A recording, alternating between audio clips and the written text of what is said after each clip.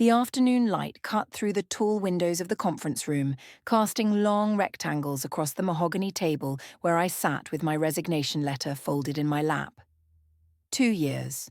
2 years of translating documents, interpreting meetings, sitting in rooms where men decided fates while I rendered their words into languages they couldn't speak. 2 years of being invisible in the most dangerous rooms in the city. And now, in 3 weeks, I would be on a plane to Geneva, starting over at the International Trade Commission, where no one knew my face, my history, or the weight I carried in my chest every time I walked through these doors. I had told no one yet. Not the other staff. Not Mr. Conti, who ran the legitimate front of the Valenti Empire with practiced efficiency. Not the guards who nodded at me each morning as I passed through security. And certainly not him. Dante Valenti. The man whose words I had been translating for 26 months, whose silences I had learned to read better than most people's speeches, whose eyes I had felt on me in moments when I should have been invisible. The door opened and 3 men entered. I recognized them immediately. Franco Bianchi, who handled the shipping operations. Marco Ricci, whose official title was consultant, but whose real job involved problems that disappeared without explanation.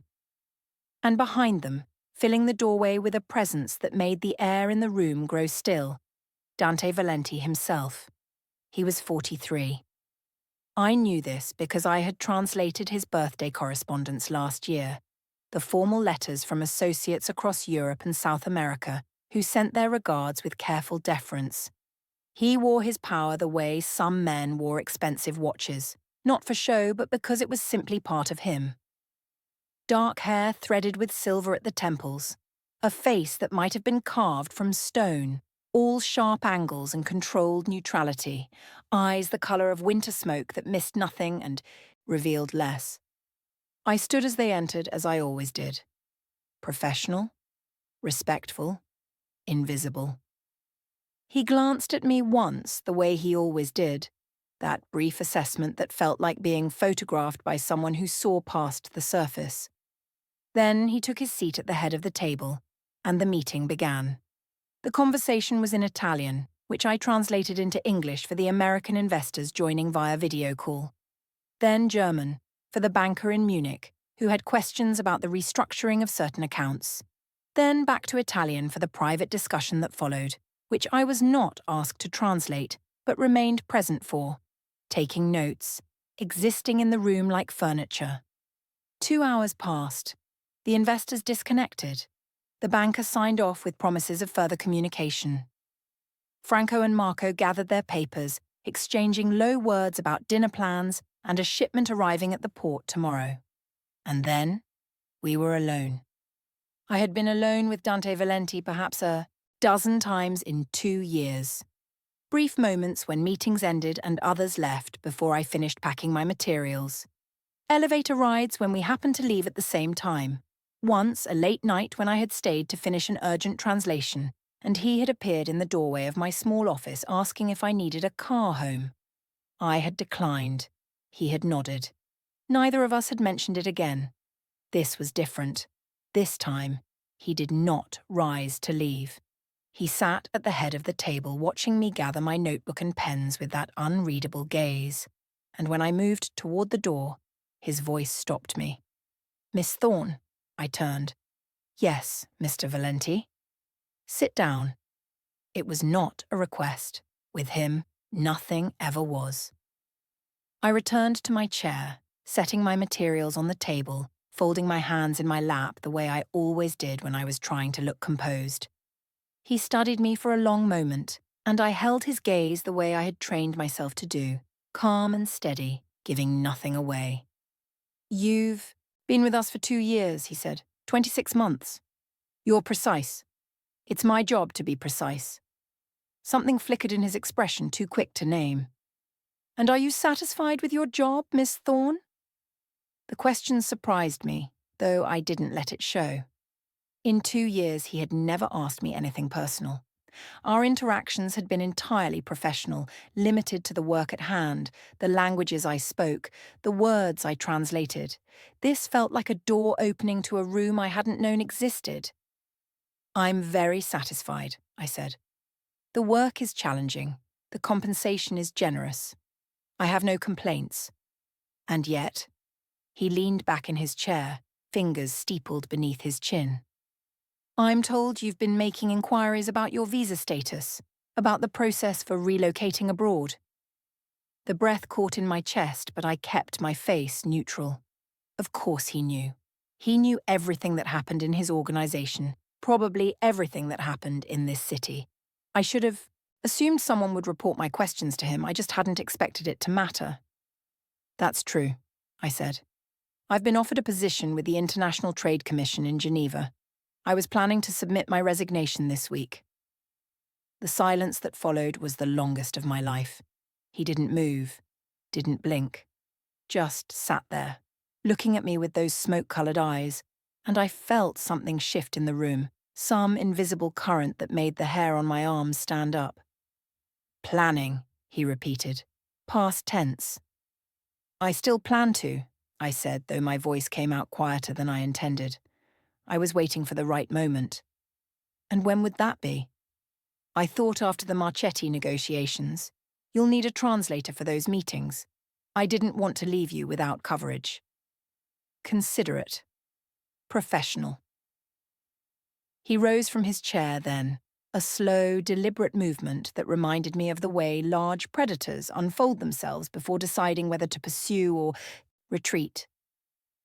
He walked to the window, hands clasped behind his back, and stood looking out at the city below, at the afternoon light painting the buildings in shades of gold and amber. "Tell me about Geneva," he said. "It's a position with the European Trade Delegation, translation and interpretation for international negotiations. The salary is comparable, the benefits are excellent, and it's—" I hesitated. "It's what?"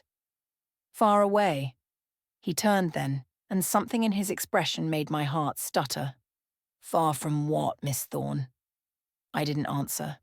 I couldn't, because the truth was too complicated, too tangled up in things I had never told anyone in this city, in a past I had spent 4 years trying to bury. He watched me struggle with the silence, and then he did something he had never done before. He walked toward me, slow and measured, until he stood close enough that I could smell his cologne, something dark and woodsy that I had noticed 100 times without ever letting myself think about it. "I'm going to ask you a question," he said, "and I want you to answer honestly. Can you do that?" I nodded, not trusting my voice. "Are you running from something or toward something?" The question cracked me open. No one had ever asked me that. Not in 4 years of rebuilding my life from the wreckage of what I had left behind, of working jobs that kept me invisible, of learning to exist without taking up space. No one had ever looked at me and seen past the careful surface I presented to the world. "Both," I whispered. "I think. I'm not sure anymore." He studied me for a moment longer, and then he reached into his jacket pocket and pulled out a photograph. It was creased, worn at the edges like something that had been carried for a long time. He set it on the table in front of me. I looked down, and the world stopped. It was me. 4 years younger, hair longer, face thinner, standing outside a hospital in Philadelphia with a small child in my arms, a child with dark hair and enormous brown eyes, reaching up to touch my face. A child I had not seen since the night I put her in her grandmother's arms and walked away to save both our lives. "Where did you get this?" My voice didn't sound like mine. "Does it matter?" "That's my—" I couldn't finish the sentence. My throat closed around the word. "Your niece," he said. "Sophia, daughter of your sister Maria, who died of an overdose 6 years ago. You raised her for 2 years after your sister's death. And then you left." I was shaking. I couldn't stop it. The photograph blurred in front of my eyes, and I gripped the edge of the table to keep myself from falling apart. "You don't know what happened. You don't know why I left." I know exactly why you left. His voice was calm, steady, without judgment. Your sister's boyfriend, Vincent Carmine. He blamed you for her death. Said you were the one who introduced her to the people who gave her the drugs that killed her. He threatened to kill you both if you didn't disappear. The sob that escaped me was ugly, raw, the kind of sound I had taught myself never to make. I pressed my hand to my mouth, trying to force it back down, trying to rebuild the walls I had spent 4 years constructing.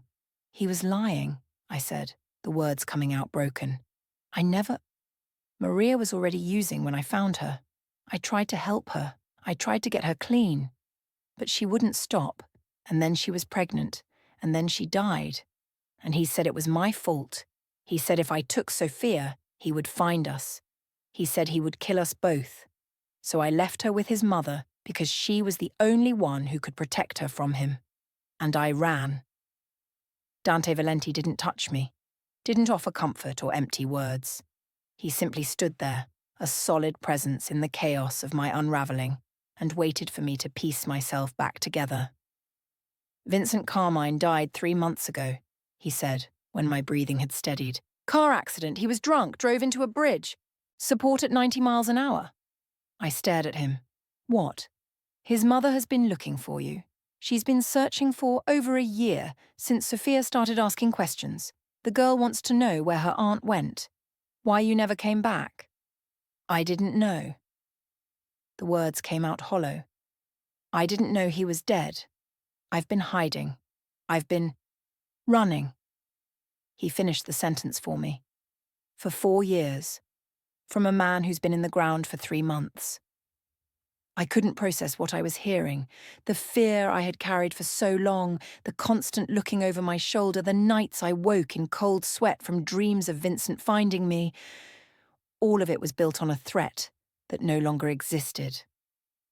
And here was this man, this dangerous man whose world I had inhabited for 2 years without ever really belonging to it, standing in front of me with a photograph of the child I had left behind and information that changed everything. Why do you have this? I asked. Why do you know about my past? Because I make it my business to know everything about the people who work for me. That's not an answer. It's the only one I'm going to give you. I looked at the photograph again, at Sophia's face, at the tiny hand reaching up toward me. She would be 6 now, starting 1st grade, learning to read, growing up without me because I had been too afraid to fight for her. I have to go back, I said. I have to go to Philadelphia. I have to find her. No. The word was sharp enough to cut. I looked up at him, startled by the force of it. You don't get to tell me what to do about my family. I'm not telling you what to do about your family. I'm telling you that you're not going to Philadelphia. At least not alone. Not now. Why? He moved back to the window, that controlled grace that made him look like something carved from shadow. Because Vincent Carmine had a brother, and that brother has been asking questions about you for the past 6 weeks. The fear came back, cold and familiar, settling into my bones like an old friend I had never wanted to see again. A brother. Vincent didn't have half-brother. Different mothers. They didn't grow up together, but they stayed in contact. And when Vincent died, his brother started looking into his life, into the people Vincent blamed for his troubles, into you. What does he want? I don't know yet. That's what concerns me. I stood up, the photograph clutched in my hand. I can't just do nothing. If he's a threat to Sophia, he doesn't know where Sophia is. He doesn't know where you are. And he won't, as long as you stay here. You want me to hide? Again? I want you to be patient. He turned to face me, and there was something in his expression I had never seen before, something that looked almost like concern. Let me look into this. Let me find out what he wants, what he's capable of, and then we'll decide what to do. We? The word hung in the air between us, loaded with implications neither of us was willing to name. He held my gaze for a long moment, And then he crossed the room to stand in front of me again, close enough that I could see the individual threads of silver in his dark hair. "You've worked for me for 2 years," he said, his voice low. "In that time, you've never made a mistake, never betrayed a confidence, never flinched, even when the conversations you translated involved things that would make most people run screaming. You've sat in rooms with men who would kill without hesitation, and you've kept your composure perfectly. Do you know what that tells me about you?" I shook my head, not trusting myself to speak.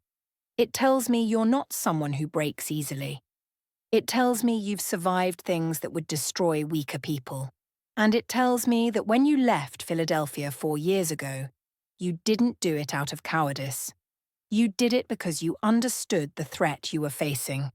And you chose to protect someone who couldn't protect herself." Tears were streaming down my face now, silent and unstoppable. I hadn't cried in years. I had taught myself not to, had sealed away that part of me in a box I never opened. But his words cracked something open. Some wall I had built so high I had forgotten it was there. "Sophia," I said. "Her name is Sophia, and I loved her more than anything, and leaving her was the hardest thing I've ever done." "I know. I dream about her. Every night. I dream about her calling for me and me not being able to reach her." "I know." "How can you know that?" He reached out then, and for a terrifying moment I thought he was going to touch my face.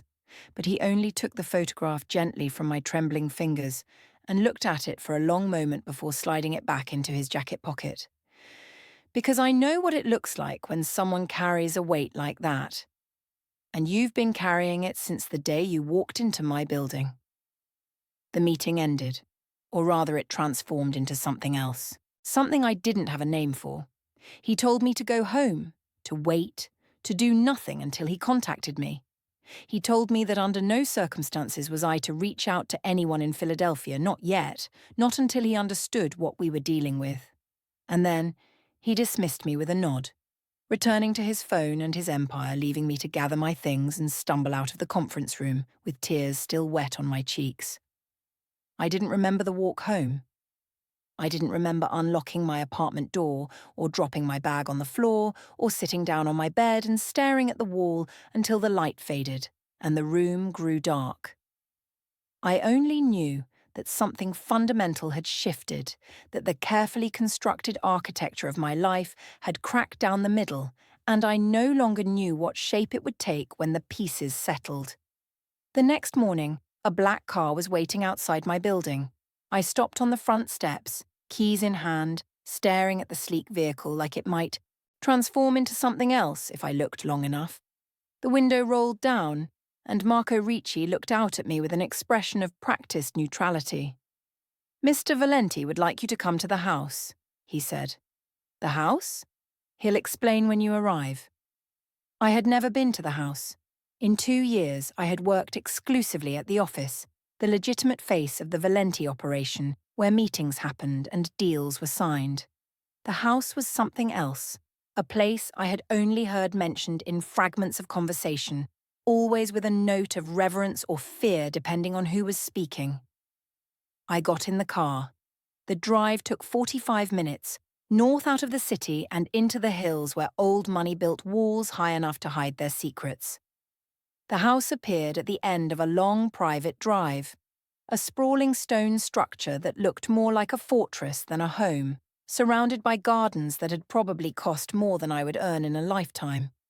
Marco led me through a side entrance, through hallways lined with art I couldn't identify but recognized as expensive, past rooms that glimpsed like fragments of a life I couldn't imagine living. Finally, he stopped at a door and knocked twice before opening it. "Miss Thorne, sir." Dante Valenti was standing by a window, much as he had been the day before, looking out at a view of manicured lawns and distant mountains. He turned when I entered, and something in his expression told me this was not going to be a simple conversation. "Leave us," he said to Marco. The door closed. We were alone. "Sit down," I sat in the chair he indicated, a leather armchair that probably cost more than my car. He remained standing, and I realized he was holding a folder, the kind that usually contained documents I was asked to translate.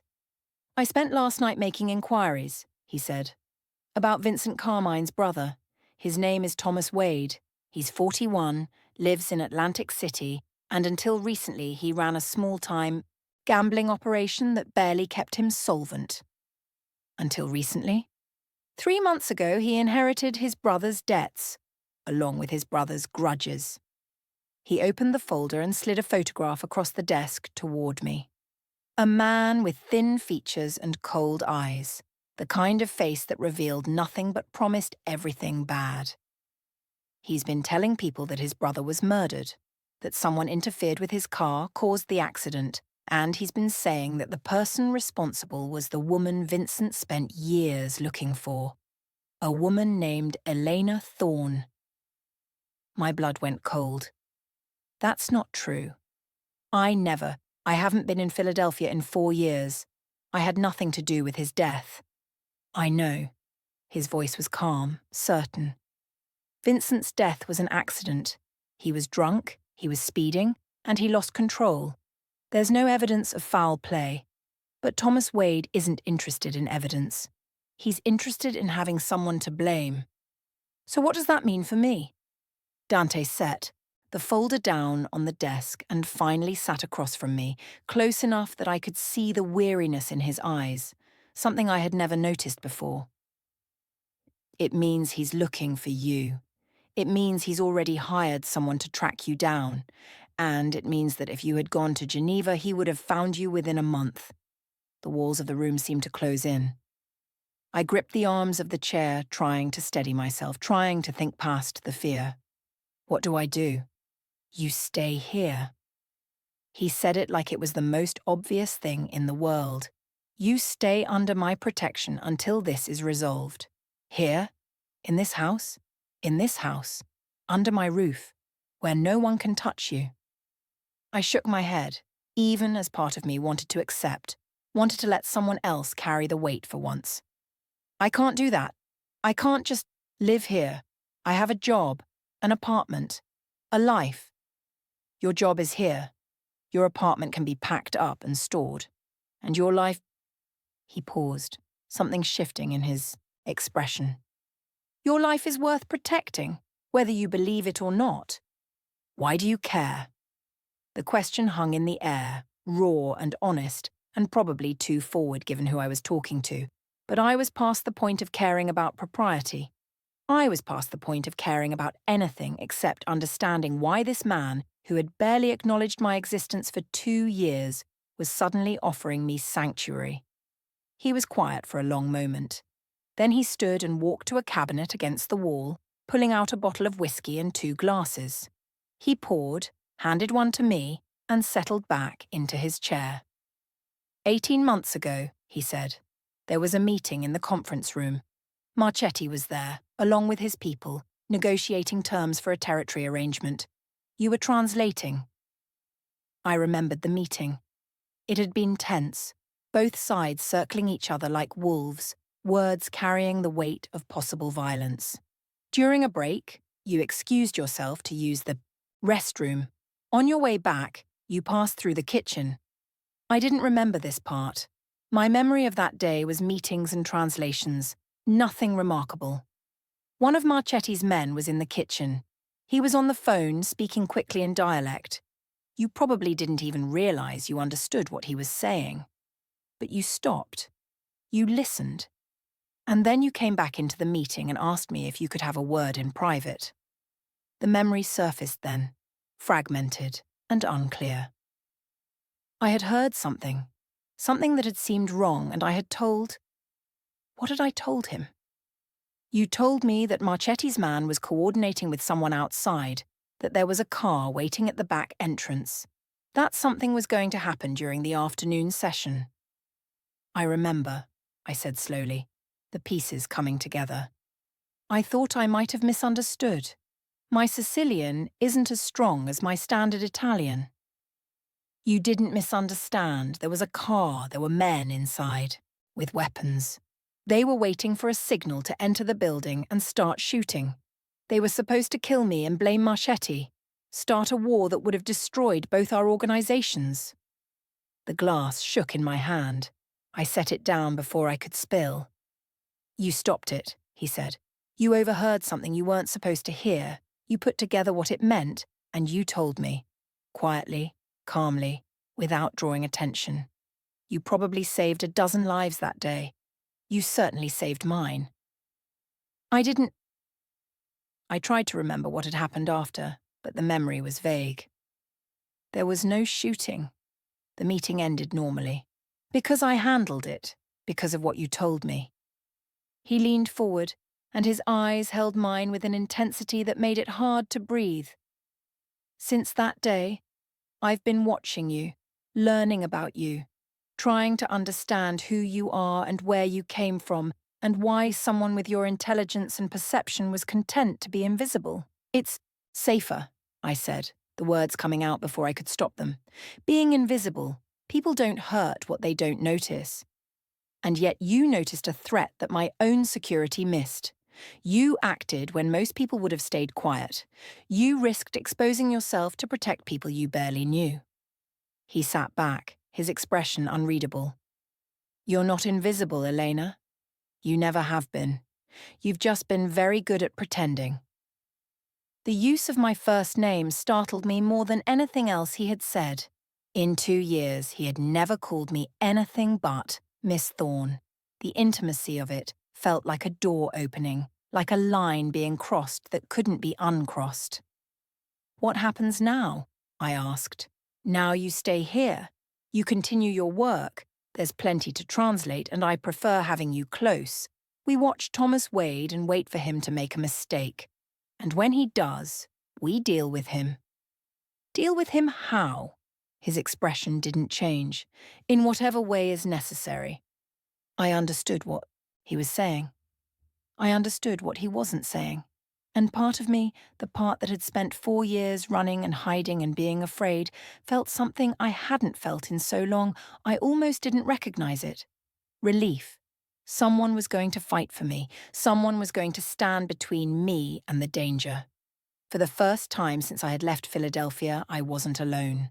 I picked up my glass and drank. The days that followed developed a rhythm I hadn't expected. I was given a room on the second floor of the East Wing, a space larger than my entire apartment, with windows that looked out over the gardens and furniture that belonged in a museum. My things arrived from my apartment. Someone had packed them professionally and thoroughly without my ever having to go back. My clothes hung in a closet that could have held 10 times as many. My books lined shelves that had been empty, waiting for someone to fill them. I continued to work.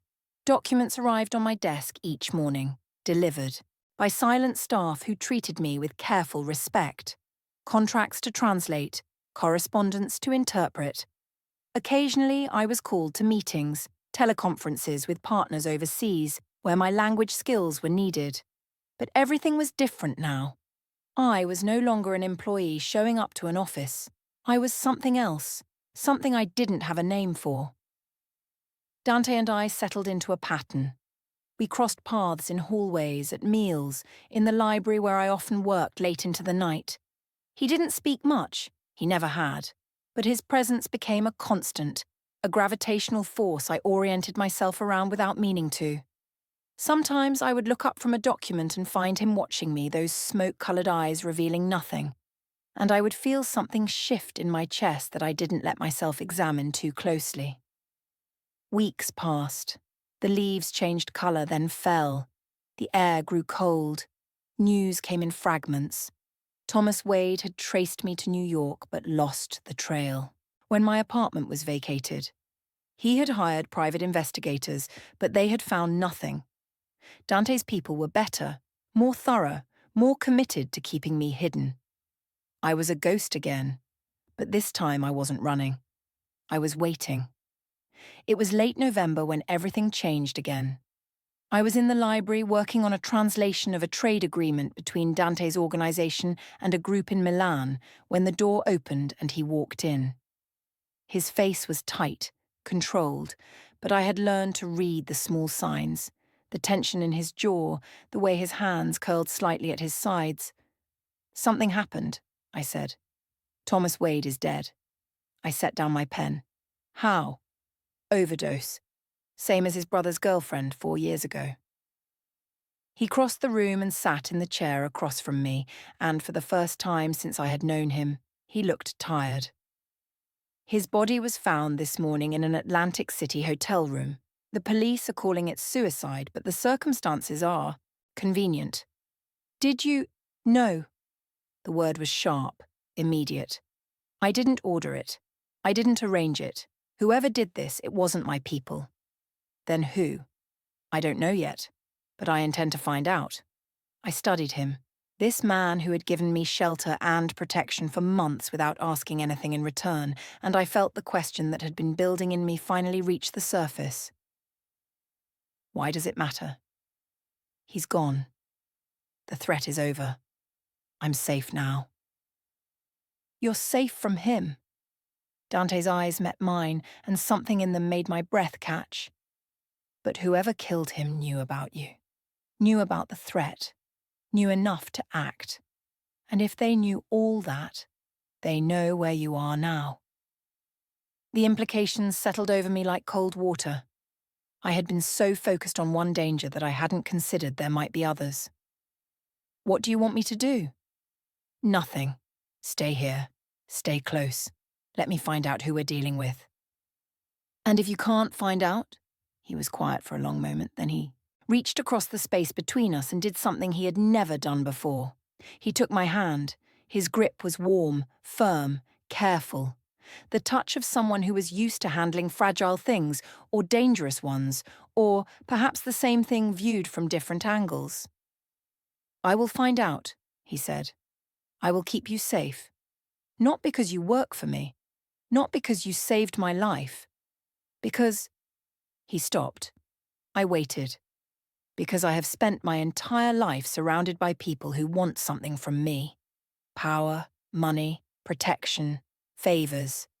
Everyone I meet is calculating what they can get, how they can use me, what angle they can work. And you—" He shook his head slowly. "You never wanted anything. You showed up every day and did your job and asked for nothing. You watched and listened and learned, and you never tried to leverage what you knew. You were content to be invisible, to exist on the edges, to take nothing that wasn't offered." "That's just survival," I said, my voice barely a whisper. "No, that's integrity. And it's rarer than you know." He released my hand then, and the absence of his touch felt like a loss. He stood, straightening his jacket, becoming again the controlled, untouchable man I had watched from a distance for 2 years. "Get some sleep," he said. "Tomorrow we start looking into this." He was at the door when I found my voice. "Dante." He turned. The use of his first name hung between us, a mirror of the first time he had called me Elena, another line crossed. "Thank you," I said, "for everything. For giving me a place to hide. For not making me feel like I needed to earn it." Something flickered in his expression, too quick to catch. "You've been earning it since the day you walked into my life. You just never knew it." He left. I sat in the library for a long time, staring at the door, trying to understand what was happening to me and why I no longer felt afraid. December came, and with it, revelations. Dante's investigation uncovered a network I hadn't known existed. Thomas Wade had been killed by associates of Vincent Carmine, men who had loaned Vincent money he never repaid, men who were tired of the Carmine brothers' chaos and wanted the whole matter closed. They hadn't known about me specifically. They had simply wanted the loose ends tied up, the noise quieted, the books balanced. But the investigation revealed something else, something that shook the foundations of everything I thought I knew. I was in Dante's study when he told me. It was evening, snow falling outside the windows, a fire crackling in the hearth.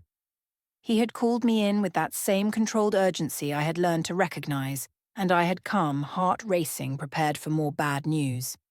"Sit down," he said, and I did. He handed me a folder thicker than the ones I usually received. I opened it. Inside were documents, photographs, reports with headers I didn't recognize. "This is the investigation file on Vincent Carmine's death," Dante said. "The full file, not the police version." I looked at him, confused. "Why are you showing me this?" "Read it," I read. It took me nearly an hour to get through everything, to piece together the fragmented information into something coherent, and when I finished, I sat in silence, trying to understand. "The car accident wasn't an accident," I said finally. "Someone tampered with the brakes." "Yes." "But you told me it was just drunk driving, just an accident." "That's what I believed at the time. That's what the police believed. It wasn't until Thomas Wade started asking questions that the real investigation began." I looked at the photographs in the file, technical diagrams, mechanic reports, evidence of sabotage that had been overlooked or dismissed in the initial investigation. "Who did it?" Dante was quiet for a long moment. Then he handed me another document, a single page with a photograph attached. I looked at it, and the world shifted beneath me. "Maria's mother," I breathed. "Vincent's mother, she arranged it. She had a friend who worked as a mechanic, someone who owed her favors. She had him cut the brake lines on Vincent's car 6 months before the accident. She knew he drove drunk. She knew it was only a matter of time before the brakes failed. But why? Vincent was her son. Why would she? Because of you." Dante's voice was gentle as I had ever heard it. "Because she watched you sacrifice everything to protect Sophia. Because she knew her son was the reason you had to leave. And because she loved that little girl more than she loved her son. And she knew that as long as Vincent was alive, you would never come back."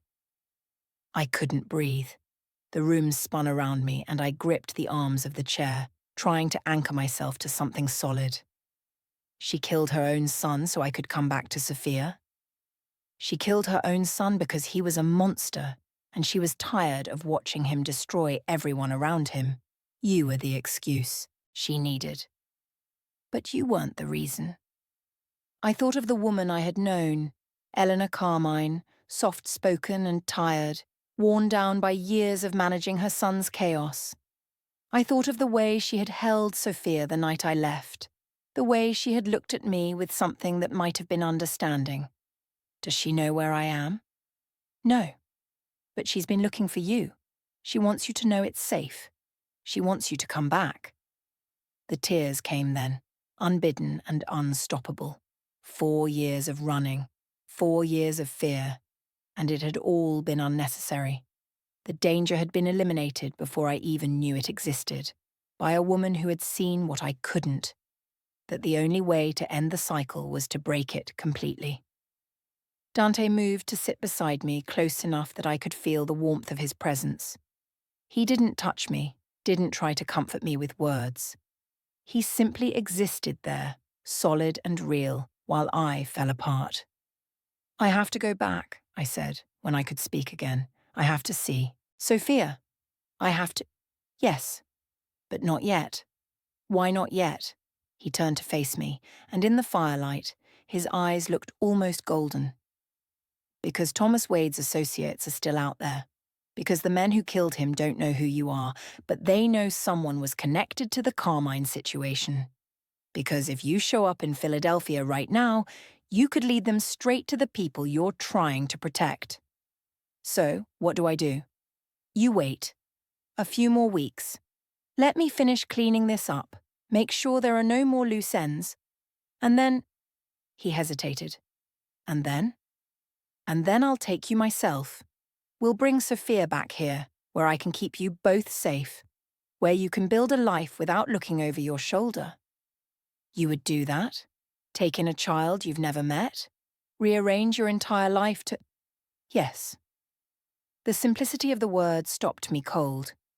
I looked at him, this man who had been a cipher to me for so long, and for the first time I saw past the surface. I saw the loneliness that matched my own. The weight of a life spent, surrounded by people who wanted something, never someone who simply wanted him. "Why?" I asked. the same question I had asked months ago, demanding a real answer this time. He was silent for so long I thought he wasn't going to respond. And then he reached up, slowly, carefully, and touched my face. His fingers were rough, calloused from work I didn't know he did, and warm against my tear-damp skin. Because you're the first person in 30 years who has made me believe I might be more than the worst things I've done. Because you looked at me and saw something worth saving, even when you didn't know you were doing it. Because... He stopped, struggling with words that clearly didn't come easily to him. Because I don't want you to leave, he said finally. Not to Geneva. Not to Philadelphia. Not anywhere I can't follow. I should have been afraid. This man, this dangerous man, confessing something that sounded perilously close to possession.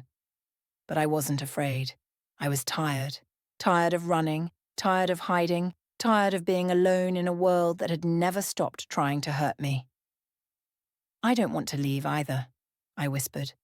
But I don't know how to stay. I don't know how to let someone protect me. I've been fighting alone for so long. Then let me teach you. He kissed me then, soft, careful, like he was approaching something fragile or dangerous or both.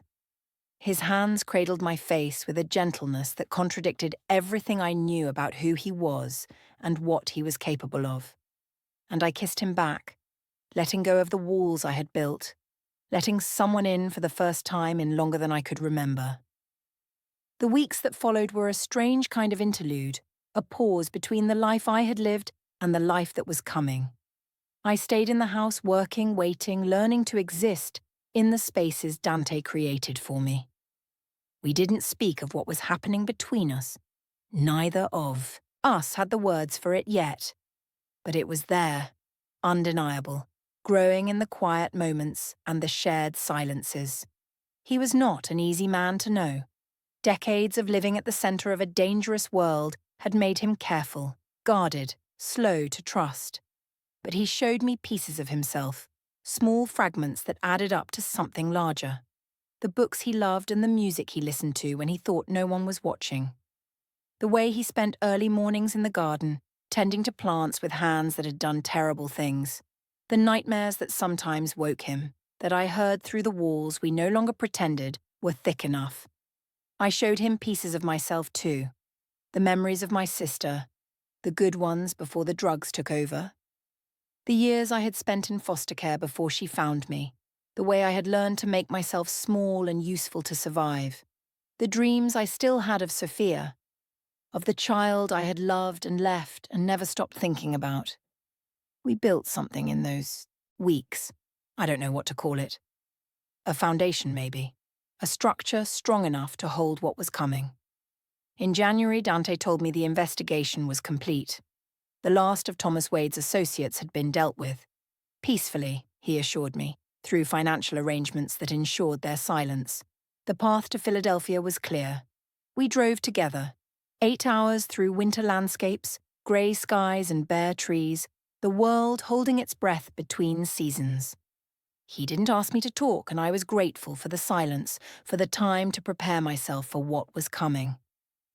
Elena Carmine lived in a small house in a suburb I barely recognized.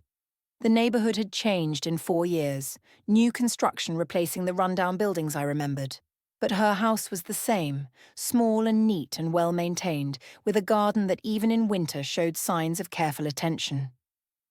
Dante stayed in the car. This was something I had to do alone. I walked up the front path, knocked on the door, waited. The woman who answered was older than I remembered, thinner, with lines around her eyes that hadn't been there before. She looked at me for a long moment, and then her face crumpled, and she pulled me into her arms. "You came back," she said. "Oh, thank God. You finally came back." She told me everything. The years of watching her son destroy himself and everyone around him. The night she decided she couldn't let it continue. The mechanic who owed her favors, who asked no questions. The waiting, the terrible waiting, for the inevitable accident that would free them all. She told me about Sophia, about the tantrums when she first realized I wasn't coming back, the crying that went on for weeks, about the slow adjustment, the growing acceptance, the questions that came later when she was old enough to understand. About the photograph she kept by her bed, the one of me holding her as a baby, the one she looked at every night before she fell asleep. She's at school, Elena said. She'll be home in an hour. Will you stay? I stayed.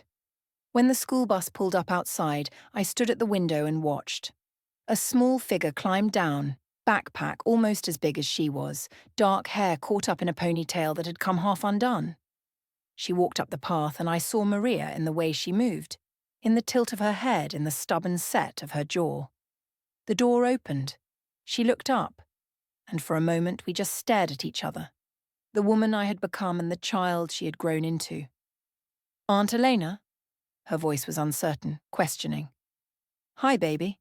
She dropped her backpack. She ran.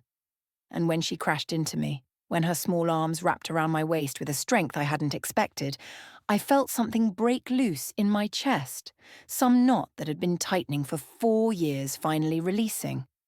You came back, she said, crying into my shirt. I knew you would. I kept telling Grandma you would.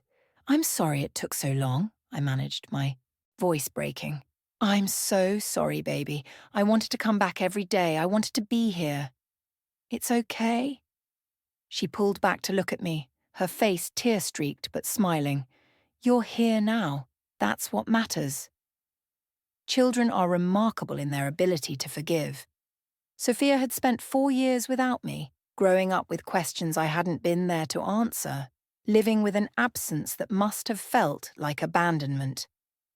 But she forgave me, instantly, completely, without reservation. She took my hand and pulled me into the house and started talking, a flood of words about school and friends and the cat she had adopted and the books she had read. She didn't ask why I had left. She didn't demand explanations or apologies. She simply accepted that I was there, as if the years between had been nothing more than a temporary interruption. That night, after Sophia was asleep, Eleanor and I sat in her small kitchen and talked about the future.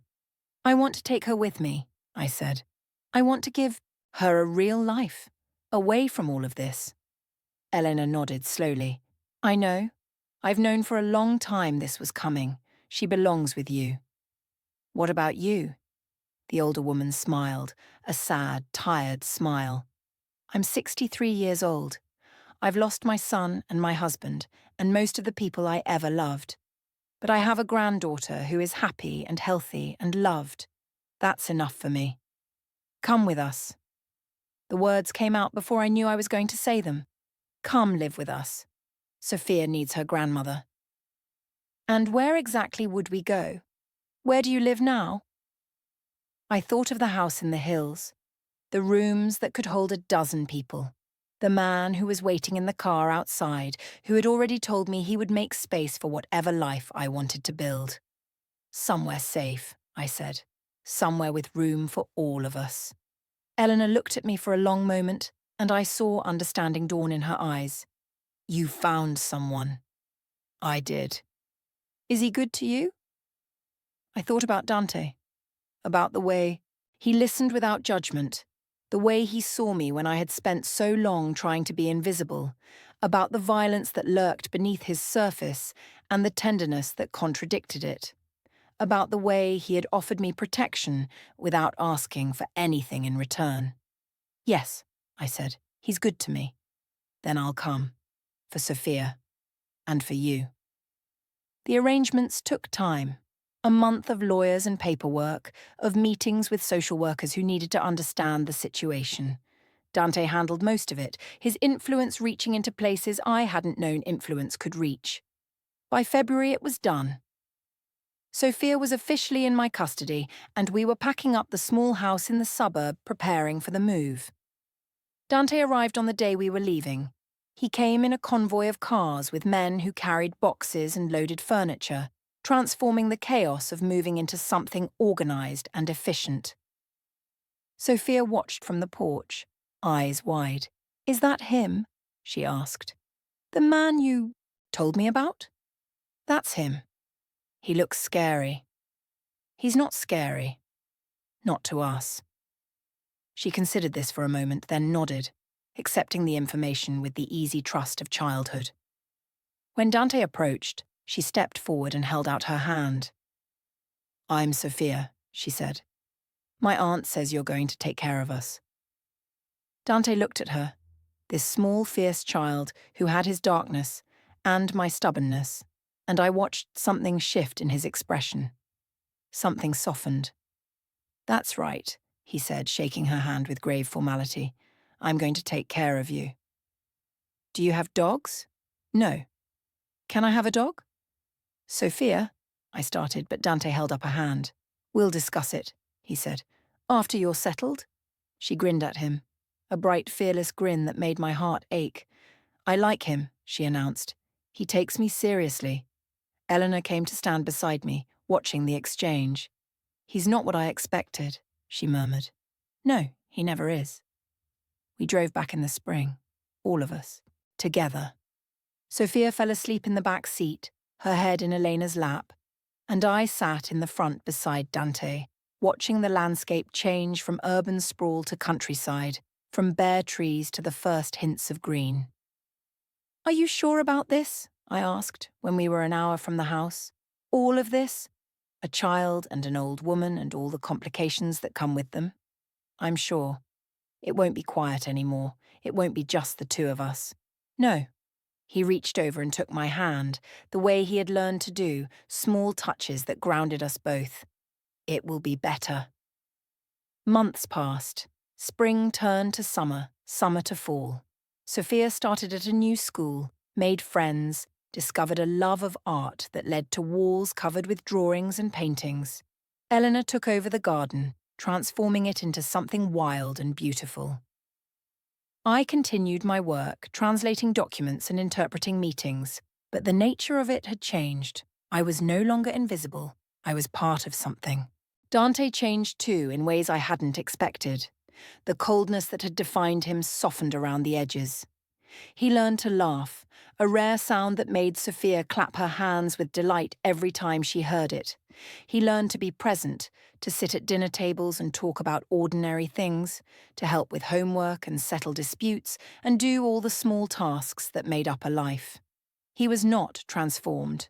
The darkness was still there, the capacity for violence, the weight of a life built on things I chose not to examine too closely.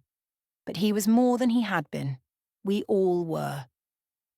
It was a year after that first conversation in the conference room when he asked me to marry him.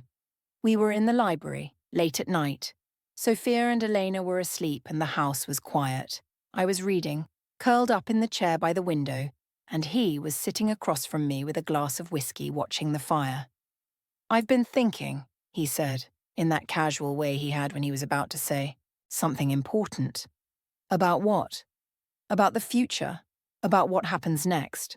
I set down my book. "What about it?"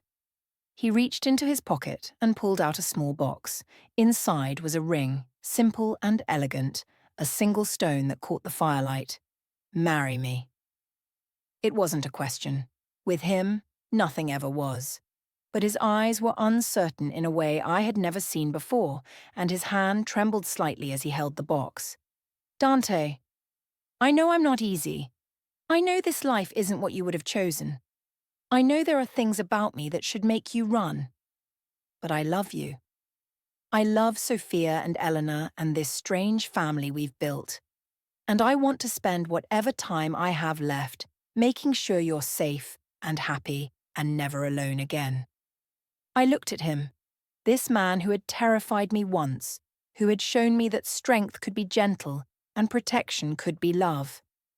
I thought about all the ways my life had changed since that afternoon in the conference room, all the walls that had come down, all the doors that had opened.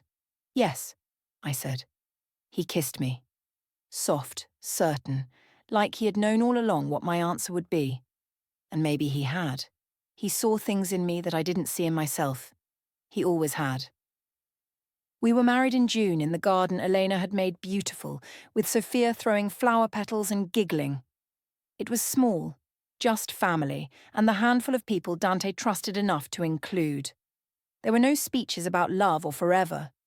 There didn't need to be. We both knew what this was, what it meant, what we were promising. Afterward, when the guests had left, and Sophia was exhausted from dancing, Dante and I stood on the balcony of our room and looked out at the stars. "You changed my life," I said.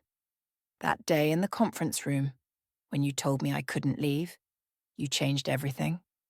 You changed mine first. You just didn't know it. I was so angry with you, for stopping me, for taking away my choice. And now," I leaned into him, feeling his arm, wrap around me, feeling safe in a way I had never felt before. "Now I understand. You weren't taking away my choice. You were giving me a different one. A better one. Yes, a better one." Below us the garden stretched out in the moonlight, and beyond that, the world, dangerous and unpredictable and full of threats that would never fully disappear. But here, in this house, with this man, with the family we had built from broken pieces and impossible circumstances, I had found something I thought I had lost forever. Not just safety, not just protection, something else. Home. The years ahead would bring challenges. They always do. But they would also bring morning light through tall windows, and Sophia's laughter echoing through hallways, and Eleanor's hands in the garden soil, and Dante's quiet presence in rooms I no longer felt invisible in. They would bring a life, complicated and imperfect and full of sharp edges, but a life nonetheless, a real one I had earned the right to have. I had walked into his building 2 years ago looking for a job. I had walked out 4 months ago with everything I never knew I wanted. And standing there on the balcony, watching the stars wheel overhead in their ancient patterns, I understood something I hadn't before. I hadn't saved his life that day in the kitchen when I overheard the conversation and warned him about the danger.